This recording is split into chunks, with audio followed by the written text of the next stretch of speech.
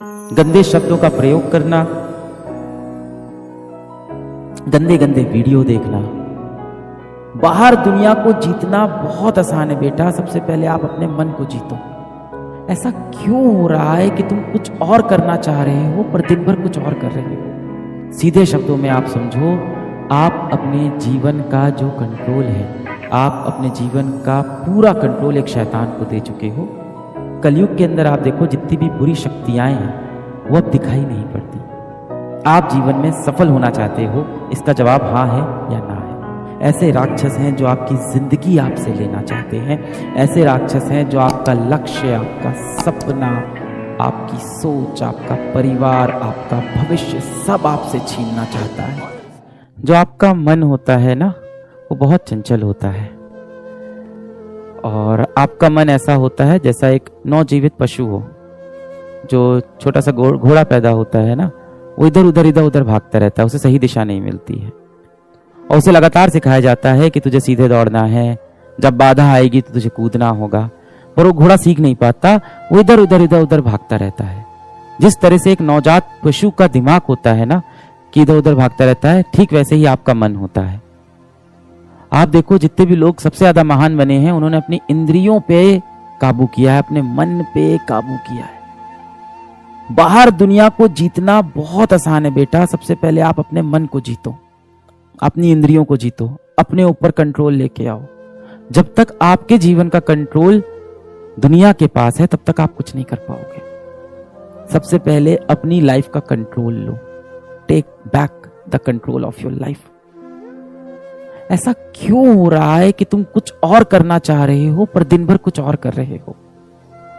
आज इस क्लास में जितने भी बच्चे हैं, सब यही चाहते होंगे कि जीवन में वो सफल हो, डॉक्टर बने, क्योंकि ये बैच में डॉक्टर बनने की पढ़ाई हो रही है।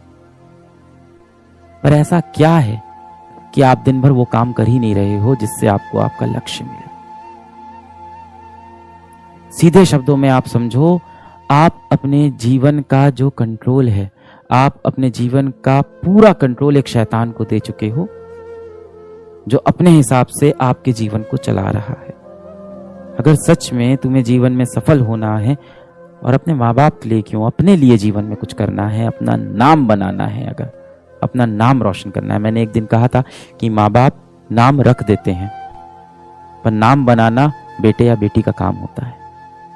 माता पिता आपका नाम रख देते हैं कि आपका नाम रख दिया आशु, पर इस नाम को बनाने का जो काम है वो आपके ऊपर है। अगर आप सच में अपना नाम बनाना चाहते हो, अगर आपके सच में दिल में ये इच्छा है कि आप जीवन में कुछ बड़ा करोगे, तो आप दिन भर ऐसा कर क्यों नहीं पा रहे हो? आप फंस क्यों गए हो? पुराने समय में क्या होता था कि जो राक्षस होता था, जो दुश्मन होता था, जो शैतान होता था, वो सामने दिखाई पड़ता था। पर ये कलयुग आ गया है। कलयुग के अंदर आप देखो, जितनी भी बुरी शक्तियां हैं वो अब दिखाई नहीं पड़ती। उन्होंने हमारे मन के ऊपर काबू कर लिया है। अगर आपको पता है कि आपको मोबाइल नहीं यूज करना है, अगर आपको पता है आपको इंस्टाग्राम नहीं चलाना है, अगर आपको पता है कि रात रात में फोन पे किसी से बात करूंगा या व्हाट्सएप पे चैट करूंगा तो मैं सफल नहीं हो पाऊंगा, अगर आपको ये सब पता है और इसके बाद भी आप मजबूर हो, आपके पास अपने जीवन का कंट्रोल नहीं है, तो जाहिर सी बात है कोई तो शैतान है जो दिखाई नहीं पड़ रहा है।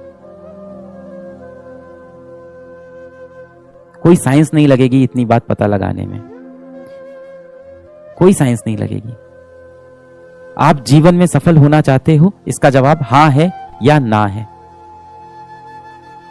आप जीवन में सफल होना चाहते हो, इसका जवाब हाँ है या ना है।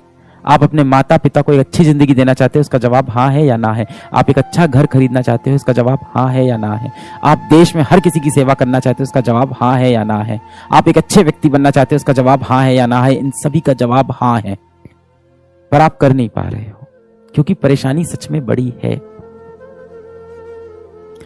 परेशानी सच में बड़ी है। एक अदृश्य दानव है, एक अदृश्य शैतान है जिसने हमारे मस्तिष्क पे पूरा कब्जा कर लिया है। वो अदृश्य है, ये कलयुग है।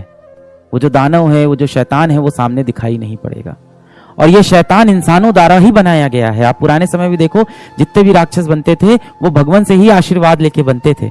बड़े बड़े उनको आशीर्वाद मिल जाते थे, फिर बड़े बड़े राक्षस बन जाते थे। जितने भी बड़े आप राक्षस देखो, उन सभी को किसी न किसी भगवान ने ही आशीर्वाद दिया होता है।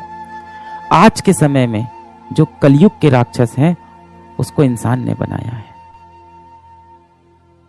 ऐसे राक्षस हैं जो आपका समय आपसे लेना चाहते हैं, ऐसे राक्षस हैं जो आपकी जिंदगी आपसे लेना चाहते हैं, ऐसे राक्षस हैं जो आपका लक्ष्य, आपका सपना, आपकी सोच, आपका परिवार, आपका भविष्य सब आपसे छीनना चाहता है।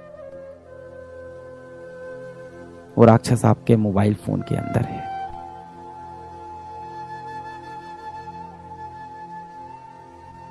आप मोबाइल का इस्तेमाल नहीं करते हो, मोबाइल आपका इस्तेमाल करता है।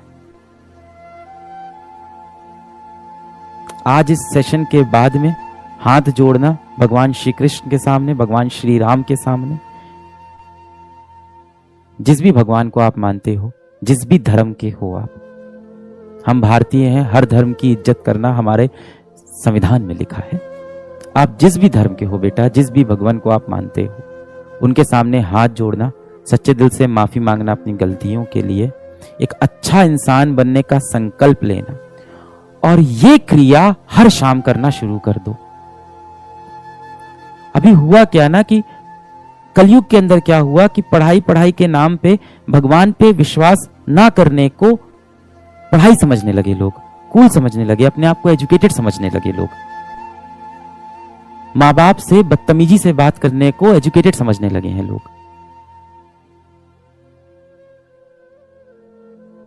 गंदे शब्दों का प्रयोग करना, गंदे गंदे वीडियो देखना, भगवान पे से भरोसा उठना, इन सब को आप सोचते हो कि आप एजुकेटेड हो गए हो, आप डॉक्टर ही बनने जा रहे हो ना। हाँ, ऑपरेशन थिएटर के अंदर भी एक छोटा सा मंदिर बना होता है बेटा, और डॉक्टर भी क्या बोलता है कि सब भगवान के हाथ में। जैसे ही बुरा समय आता है आप बोलते हो सब भगवान के हाथ में। हर शाम एकदम दिल से अपने एक भगवान से, जो इस भगवान को आप मानते हो, उससे दिलो जान से एकदम कनेक्ट हो जाओ और माफी मांग लो कि आपने जो गलती की है। इतनी शक्ति मिलेगी ना बेटा आपको। जो प्रॉब्लम्स आपको लग रहा है कि चली जाएगी, क्यों नहीं जा रही है? क्योंकि इन सभी प्रॉब्लम को शक्तियां मिली हैं। किसने दी है? किसने दी है? दुनिया के बड़े बड़े दिग्गजों ने दी है। बड़े बड़े दिग्गज जो ऐसे प्लेटफॉर्म अब बना रहे हैं जो आपके समय के साथ साथ आपका भविष्य, आपका सपना, आपकी जिंदगी, आपका डेटा, आपकी चॉइसेस सब आपसे छीन ले। इनसे आपको लड़ना है तो आपको वापस जाके अपने माता पिता, अपने भगवान पे भरोसा दिखाना होगा। आपको मैं क्या मोटिवेट करूंगा भाई? आपको मोटिवेट होना है, आप बजरंग बली से मोटिवेट होना, वहां है असली शक्ति। या आप जिस भी धर्म के हो बेटा, मॉडर्न समय में ऐसा हो गया है कि अगर आप 4 दोस्तों की महफिल में बैठे हो और आपने अगर बोल दिया कि मैं भगवान कृष्ण में विश्वास रखता हूं और भगवान ने ऐसा करने को मुझको मना किया है, तो लोग आपकी हंसी उड़ाने लगते हैं। क्यों वो लोग बुरे हैं? नहीं, क्योंकि उनके दिमाग पे कलयुग के शैतान ने कब्जा कर लिया है। वो यही तो चाहता है कि आप भगवान से दूर हो जाओ, अपनी संस्कृति से दूर हो जाओ, आप अपने कर्म से भटक जाओ। श्री कृष्ण क्या बोलते हैं कि भाई कि सबसे बड़ा जो सन्यास है वो कर्म है। सबसे बड़ा जो सन्यास है वो कर्म है। आप गीता में जाना, अध्याय 18 है, और अध्याय 18 का अगर आप देखोगे तो टाइटल है सन्यास। सन्यास के ऊपर है पूरा। और अगर मैं आपको संक्षेप में बताऊं, अगर आप सोचते हो कि पहाड़ पे चले जाना और सब कुछ त्याग देना सन्यास है, भगवान श्री कृष्ण ने ये बिल्कुल नहीं बोला। भगवान श्री कृष्ण ने बोला है कि सर्व कर्म फलम त्यागम परुष त्यागम विकक्षणा, कि जो सारे कर्म के फलों को त्याग दे वो सबसे ज्यादा विकक्षणाज है, मतलब सबसे इंटेलिजेंट लोग हैं, वो सबसे बड़े बुद्धिजीवी हैं वो लोग। पर कर्म को त्यागने वाले बुद्धिजीवी नहीं होते। अपनी जड़ों को वापस मजबूत करो, अपने सच्चे दोस्तों को खोजो। सच्चा दोस्त कैसे पहचान में आएगा? वही आपका सच्चा दोस्त है जो आपके पैर पकड़ के आपको नीचे ना खींच रहा हो। आपका सच्चा दोस्त वही है जो आपके टूटे हुए पंख को आपके शरीर से वापस लगा रहा हो और आपकी उड़ने में मदद कर रहा हो। अब अगर वो दोस्त आपके लिए बहुत हंसी मजाक वाले रील्स आपको नहीं शेयर करता है, वो दोस्त अगर देखने में कूल नहीं दिखता है, कोई बात नहीं बेटा, ये चीजें जीवन में मायने नहीं रखती हैं। आपका सच्चा दोस्त वही है जो आपको आगे बढ़ने के लिए लगातार प्रेरणा दे रहा है। आपका सच्चा दोस्त वही है जो आपको बोल रहा है लगातार कि आप गलत कर रहे हो। इस तरह से आप जीवन में सही दिशा में नहीं जाओगे। और हमारी ये आदत होती है कि जो भी व्यक्ति हमारे बारे में बुरा बोलता है, हमें क्रिटिसाइज करता है, मुझसे दूर होना स्टार्ट कर देते हैं। हो सकता हो वो आपका बहुत सच्चा मित्र हो और इसीलिए आपकी बुराई कर रहा हो और आपने उससे बात करना ही छोड़ दिया। अपनी जड़ों को वापस मजबूत करो, ये सारी दिक्कतें वहीं से हल होंगी। आप सब तो डॉक्टर बनने वाले हो ना, बताओ कोई इंसान बीमार कैसे ना पड़े? बताओ हमें बीमारियां क्यों होती है? मैं बहुत बेसिक सवाल पूछ रहा हूं, आप सब तो डॉक्टर बनोगे। हम सबको बड़ी बड़ी बीमारियां से बचना है तो हम क्या करें? क्या बोलते हैं उसको? अपनी इम्यूनिटी को स्ट्रांग करें, है ना। हमारे जो शरीर के अंदर रक्षा होती है, जो हमारा शरीर खुद की रक्षा करता है, उस सिस्टम को हम और ज्यादा मजबूत कर लें, अपनी इम्यूनिटी को स्ट्रांग करें। दवा खाने से तो लोग सही नहीं होते, आपको भी पता है। तभी तो बोला जाता है prevention is better than cure. दवा खाना तो मजबूरी हो गई क्योंकि बीमारी शरीर में प्रवेश कर चुकी है। अपनी इम्यूनिटी स्ट्रांग करें।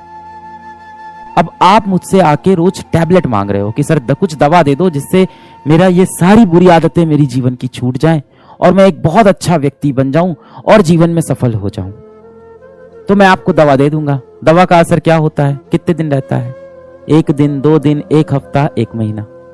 फिर क्या है? अंदर से अगर आपकी इम्यूनिटी स्ट्रांग नहीं है तो अगली बार फिर वो बीमारी आपको पकड़ लेगी। इस टाइम तो इतनी बीमारी फैली हुई है, मानसिक रोग, डिप्रेशन, इतनी बड़ी बीमारी इस समय फैली हुई है। हर तरफ लोग डिप्रेस्ड हैं। अपने लिए आपके पास समय ही नहीं है। रात में 3 बजे सोते हो, सुबह 12 बजे उठते हो, दिन भर पढ़ने की कोशिश करते हो, पढ़ाई में मन लगता नहीं है, आंख के नीचे गड्ढा हो गया है, अंदर से आंखें लाल हो गई हैं। घर में माता पिता बात करते हैं तो चिढ़ होती है कि क्या बात करें इनसे। पूरे समय लगता है कि पढ़ने का समय नहीं है और जब पढ़ने बैठो तो पढ़ने का मन नहीं करता है। पढ़ने बैठो तो मोबाइल हाथ में लेके चलाने का मन होता है। मोबाइल चलाओ तो पूरे समय अपने अंदर से गिल्ट होता है कि मैं क्यों मोबाइल चला रहा हूं, चलो मैं पढ़ाई कर लूं। मैं आपको टैबलेट दे दूं तो टैबलेट से आपकी जो बीमारी है वो 1 दिन, 2 दिन, 1 महीने के लिए सही होगी। जड़ से खुद को सही करना है। अपनी इम्यूनिटी स्ट्रांग करो, अपनी जड़ें मजबूत करो, अपने सिद्धांत मजबूत करो कि अभी तो कलयुग आने वाला है और भयानक भीषण कलयुग आने वाला है। आगे जो भीषण कलयुग आने वाला है जिसमें आर्टिफिशियल इंटेलिजेंस आपके सामने आने वाला है, वो तो आपको आपके लक्ष्य से पूरी तरह से भटका देगा।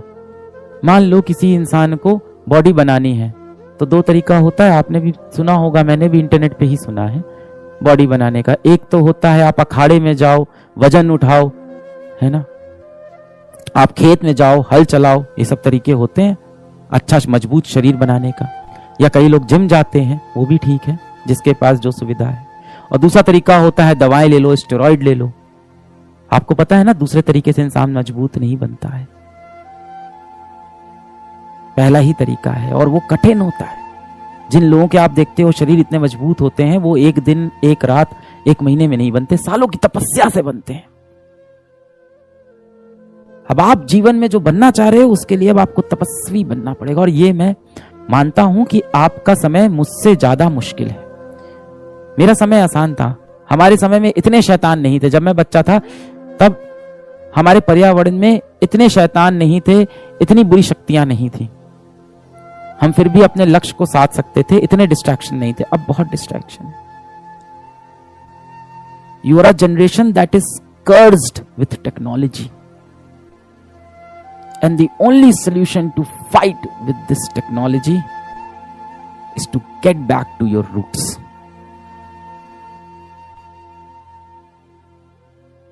आपको क्या लगता है जो इतने बड़े बड़े टेक जाइंट हैं, जिसने इंस्टाग्राम बनाया, जिसने शॉर्ट्स बनाया, जिसने रील्स बनाया, क्या वो खुद दिन भर रील्स स्क्रॉल करते होंगे? कभी नहीं करते होंगे।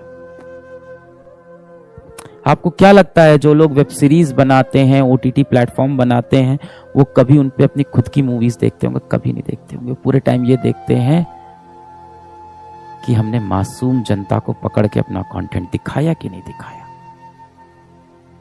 18 साल की उम्र के कितने बच्चे हमारा वीडियो देखते हैं, अब उनको हम अगला ऐड कौन सा दिखा दें? और किस तरह से हम मार्केट में एक वेंडर के पास जाएं और उससे बोलें, या एक कंपनी के पास जाएं और बोलें कि 18 से 20 वर्ष की आयु के हमारे पास 2 लाख बच्चे हैं जो रोज आके हमारे प्लेटफॉर्म पर मूवीज देखते हैं और लगभग 15 मिनट अपने दिन का यहीं पे व्यतीत करते हैं। क्या आपको उन बच्चों को कुछ बेचना है? अच्छा, एक मोबाइल फोन बेचना है? अच्छा, कुछ किताबें बेचनी है? अच्छा, आपको उनको कुछ खिलौने बेचने हैं? आओ ऐड कर दो। दुनिया बहुत बड़ी है। अगर आप प्रॉब्लम को सही में सॉल्व करना चाहते हो तो अब आपको इस दिशा में सोचना पड़ेगा, रूट्स पे वापस आना पड़ेगा।